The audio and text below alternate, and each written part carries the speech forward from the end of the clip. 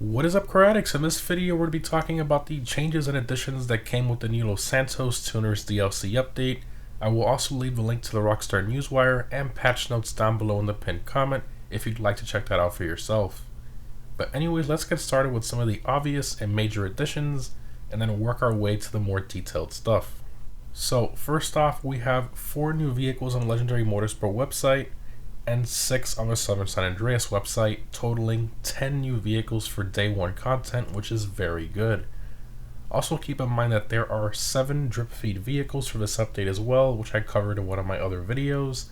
So in total, between day 1 vehicles and drip feed, we have 17 new vehicles for this entire update, which is very good. And in terms of properties, we received the new auto shop business with the addition of 6 new contract missions, which are basically mini heists that are a ton of fun to do. And the most obvious addition is the LS Car Meet building, which is pretty much the highlight of this update.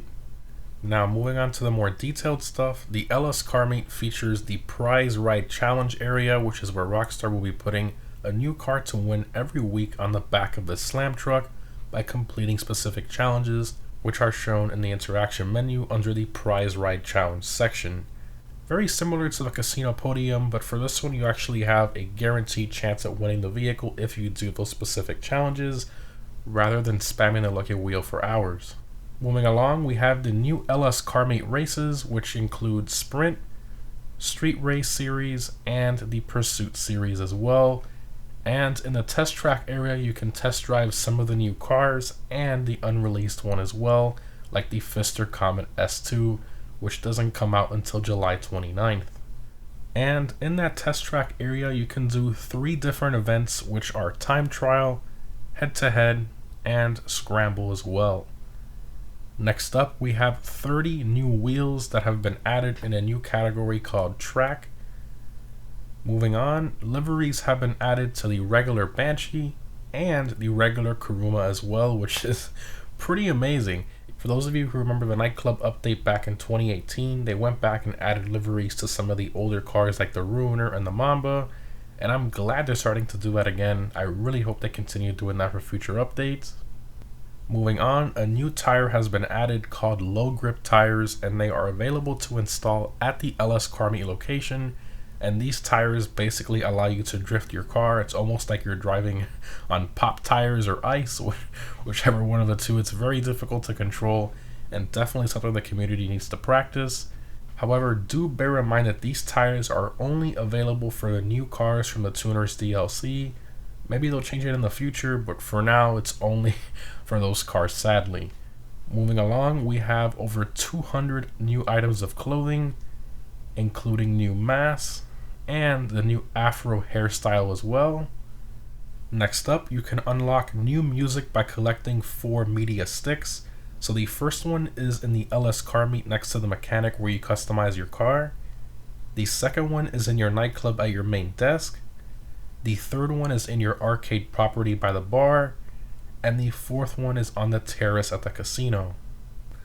Also, there's a hidden 5th media stick you can get, which will be located in the trunk of Moody Man's White Hellfire in the LS Car Meet. Now, the car is not always there, and you might have to wait for the spawn to change.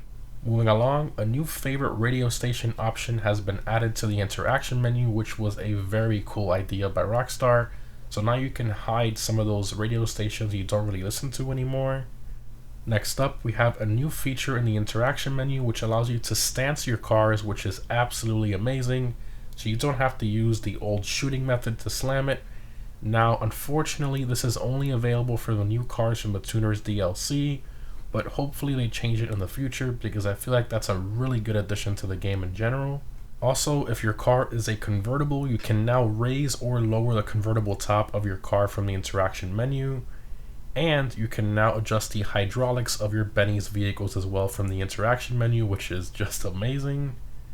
Next up, Rockstar has added a take all option when getting snacks from your properties, which is very helpful. Thank you, Rockstar. Now we don't have to spam the buttons for the P's and Q's anymore. Moving on, Rockstar has changed the spawn point for personal aircrafts, and they spawn literally right next to you. Now this is most likely an accident on Rockstar's part, because this can cause a lot of issues when calling in larger aircrafts, so don't expect this one to last too long, guys. They're probably going to patch this one pretty quickly. And lastly, they have fixed a ton of bugs and glitches from the Galapagos Heist, and they also fixed a lot of bugs and missions, loading screens, properties, and more. Again, I will leave a link to the full patch notes down below in the pinned comment if you want to see those for yourself. Now obviously I didn't cover every little change in this video, but I covered most of the major ones. Anyways guys, hope this was helpful. Let me know down below in the comments what your favorite additions / changes are for the new Los Santos Tuners update. Also what you disliked the most from the update as well. My personal favorite thing from this update by far are the new cars. I think they did a phenomenal job with the selection and customization as well. In terms of the things I personally dislike the most from this update, it's definitely the laughably low payouts for the new races, the auto shop business, and the contract missions as well. I feel like they could have done a lot better with those payouts to make them more worth your time, but at least they're still pretty fun to do. But I think eventually they're just gonna die off and nobody's gonna play them anymore.